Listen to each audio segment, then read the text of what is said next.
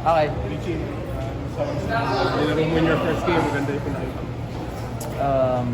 Actually, sa akin, feel ko sa amin ni Coach Sumay, feel ko rin kay Coach Sumay, especially.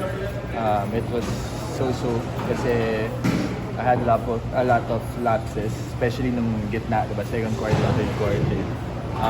Nabawi na lang din talaga ako, kaya yun yung sinasabi niya palagi sa akin. And sa iba rin naman na binibigyan niya kami ng confidence to get back up, bumawi kami kung may kailangan kaming bawiin or kung maganda yung lalaro namin, tuloy pa namin, diba? So, focus lang kami ulit kasi meron kaming game ng Sunday. So, mas nandun na ulit nilipat namin yung focus namin right after the buzzer. Kasi yun yung usapan namin ng team. Mahikinig lang naman kami kay Coach Mike. Still, ako yun din naman yung ginawa ko. So, ako talaga all praises kay Coach Mike.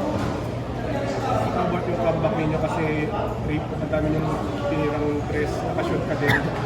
Describe mo naman yung comeback ninyo sa katulong kayo. Actually, yung sa akin, sobrang bonus na yun, pero yung sa team talaga kasi kailangan namin yung panalo, diba?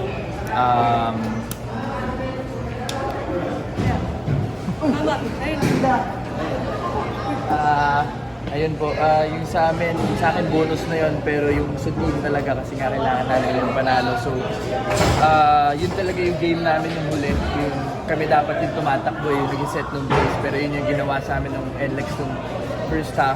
So, sobrang okay kasi yun nga, pumasok yung kay Jay, nakabalik kami ulit dun sa rhythms namin. So, yun, high praises din kay JJ.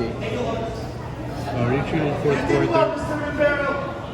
Ngayon, Reaching ng fourth quarter, you converted Eurostep layup nung bandang latter part ng fourth quarter na yun, and then you looked at the camera. So, can you talk to that play? Gano'n kalaki yun for your confidence naman sa loob ko?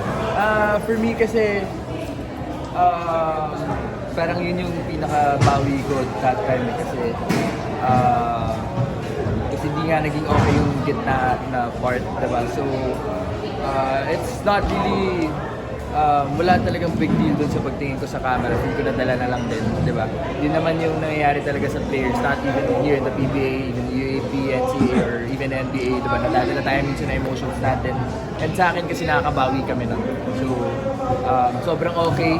Pero naisip ko rin nun si Katie after kasi siya yung bumagsak that time, diba? So, tinulungan namin siya. First game pa lang, daming interview. Grabe naman. I told them to take every shot tomorrow.